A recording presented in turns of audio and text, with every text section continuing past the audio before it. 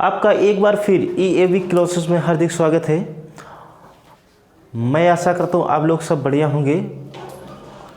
तो आज हम देखते हैं गेहूं की खेती, जो सस्य विज्ञान का जो पार्ट फर्स्ट है, जिसमें है गेहूं की क्रॉप, उसके बारे में आज जानकारी देने जा रहे हैं। उसके बारे में कुछ सीखेंगे। चलो स्टार्ट करते हैं। तो जो गेहूं की खेती है, इसके बारे में संपूर्ण जानकारी हम तुम्हें देने जा रहे हैं। तो पहले बेसिक बातें हो जाए। तो बेसिक में क्या होता है, पहले इसका होता है बोटकल नेम। बोटकल नेम इसका होता है टिटकम एस्टिवम। तो आपको नज़र आ रहा होगा, इसका बोटकल नेम होता है टिटकम एस्टिवम। और इसका जो कुल होता है वो कैसा होता है, कुल होता है इसका ग्रेमनी। इसका जो ग्रेमनी कुल है, ये ओल्ड नेम, इसका जो ओल्ड नेम था उसे ग्रेमनी बोला जाता है। और जो न्यू नेम है उसे हम बोलते हैं पोएसी। कैसे कुल की है, ये सारी घास कुल की है। कैसे है, घास कुल। जो घास होती है वो भी हमारी किस में आती है, ग्रेमनी कुल में आती है। फिर इसका आता है उत्पत्ति, कि गेहूं की उत्पत्ति कहाँ से हुई थी। जो गेहूं की उत्पत्ति है वो कहाँ से हुई थी, तो गेहूं की उत्पत्ति दक्षिणी पश्चिमी एशिया, जिसे कहते हैं साउथ वेस्ट एशिया से गेहूं की जो उत्पत्ति हुई थी। इसमें जो क्रोमोसोम नंबर होता है, इसका जो गुणसूत्र संख्या होती है वो कितनी होती है, इसमें जो गुणसूत्रों की संख्या होती है वो होती है 2n बराबर 42। होता क्यों 2n बराबर 42, क्योंकि ये जो टिटकम एस्टिवम होता है ये कैसा होता है, षष्ठ कोणीय होता है। कैसा होता है, षष्ठ कोणीय होता है। और षष्ठ कोणीय होने के कारण इसको क्या बोलता है, बोला जाता है टिटकम एस्टिवम बोलता है। इसमें जो क्रोमोसोम की संख्या होती है वो 2n बराबर 42 होती है। और फिर इसमें क्या क्या होता है वो देखते हैं। जो इसकी प्रस्तावना में इसके इंट्रोडक्शन जो ऐसा है कि गेहूं में ग्लूटीन नामक प्रोटीन पाई जाती है। कौन सी प्रोटीन पाई जाती है, ग्लूटीन नामक प्रोटीन पाई जाती है। और प्रोटीन गेहूं में कितने परसेंट होती है, 11 से 13% होती है। कुछ किताबों में दिया होगा कि 11 से लेकर 15% तक, कितनी, 11 से 15% तक प्रोटीन पाई जाती है। और जो ग्लूटीन नामक प्रोटीन होती है, इसी प्रोटीन की वजह से जो हम जब रोटी की जाती है, गेहूं की जब रोटियां बनाई जाती हैं, तो इसकी मौजूदगी के कारण क्या होती है, जो रोटी होती है वो फूल जाती है। क्या हो जाती है, फूल जाती है। तो आपने देखा कि जो गेहूं में ग्लूटीन नामक प्रोटीन होती है वो कितने परसेंट होती है, 11 से 13%। कुछ किताबों में होगा 11 से 15% तक होती है। फिर इसमें क्या, क्षेत्रफल की अगर बात की जाए तो क्षेत्रफल की दृष्टि से अगर बात करेंगे तो गेहूं का जो उत्पादन है वो, जो क्षेत्रफल की बात करेंगे, क्षेत्रफल की दृष्टि से कोरोना वायरस का प्रथम स्थान है। किसका, चाइना का। किसका है, चाइना का। क्योंकि कोरोना वायरस इसलिए बोल दिया क्योंकि जो कोरोना आया था वो चाइना से ही आया था। तो जो गेहूं की उत्पादकता में जो है वो कौन, क्षेत्रफल की दृष्टि से बात की जाए तो क्षेत्रफल की दृष्टि से चीन का प्रथम स्थान है। इसके बाद हमारा देश आता है जिसे बोलते हैं भारत। और भारत का गेहूं उत्पादन में द्वितीय स्थान है। कैसा स्थान है, द्वितीय स्थान है। फिर इसमें उत्पादन की दृष्टि से उत्तर प्रदेश का प्रथम स्थान है। और उत्पादकता की बात की जाए तो पंजाब का स्थान है। किसका है, पंजाब का स्थान है। तो जो गेहूं में और इसमें क्या क्या होता है, जो इसमें कार्बोहाइड्रेट की मात्रा होती है वो होती है 70 से 72%। कितनी होती है, 70 से 72%। वसा कितना होता है, वसा होता है 2.2 से 2.5 तक। ठीक है। तो इसकी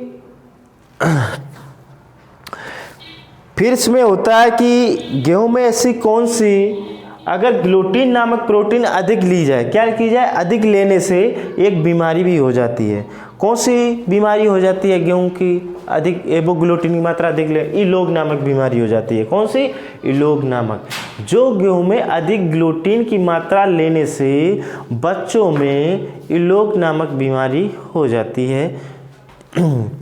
तो जो गेहूं होता है, तो जो हमारा टिटकम एस्टिवम है, जो इसका जो भारतवर्ष में इसका जो सबसे अधिक क्षेत्रफल में जो हमारा टिटकम एस्टिवम है, ये पंजाब और उत्तर प्रदेश में किया जाता है, इसकी जो परसेंटेज होती है वो 87% पे हो रहा है। कितना? 87% पे।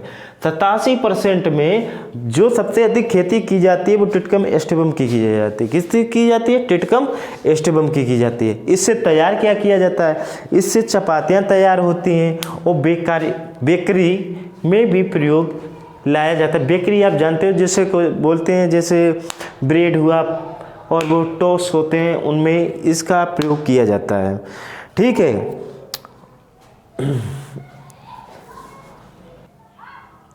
तो हम क्या देखते हैं कि इसमें हमने बताया था कि ग्लूटीन की जो मात्रा होती है उसको अधिक लेने से, जो ग्लूटीन की मात्रा होती है उसको अधिक लेने से बच्चों में कौन सी बीमारी आती है? इलोग नामक बीमारी हो जाती है।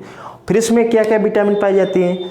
जो गेहूं होता है इसमें जो विटामिन्स होती हैं वो कैसे होती हैं, किस रूप में पाई जाती हैं? तो इसमें जो विटामिन होती है तो रूप तो अब तो जान ही गए हो कि विटामिन किस रूप में, ग्लूटीन के रूप में पाई जाती है। तो इसमें विटामिन B1, B2, B3 और विटामिन B6 पाई जाती है। ई भी पाया जाता है इसमें। और इसे क्या होता है, ये विटामिन की जो मात्राएँ होती हैं वो समाप्त कब हो जाती हैं?